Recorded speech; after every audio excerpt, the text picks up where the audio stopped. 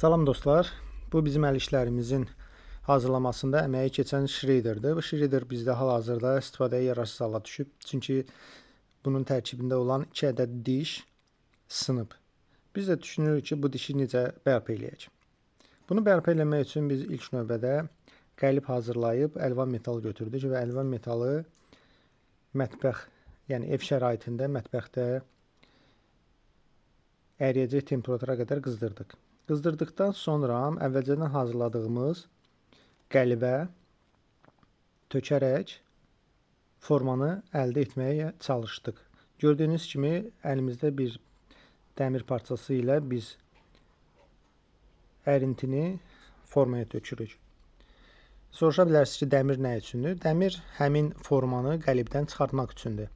Saniyələr içində göz qabağında bizim maddə bərkiyir və çalışırıq biz bunu çıxartmağa. Təbii ki, çox qaynardır, istidir.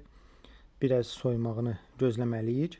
Alınan forma bu şəkildə olacaq. Dediyim kimi əvvəldən bizə 2 ədəd bu formada diş lazımdır ki, bunlar hərəkət zamanı bir-birinə təmasda olub doğrayıcı bıçaqları hərəkətə gətirsinlər. Artıq Shredder'ı açmağın vaxtıdır. 6 ədəd bərkitmə yerlərini boşaltdıqdan sonra ortada olan bıçağın baş hissəsinə keçirilən 2 ədəd diş. Burada artıq biz onu dəyişmişik. Görsənir. Sınaqdan keçirdirik. Qolu taxırıq və budur. Fırladırıq.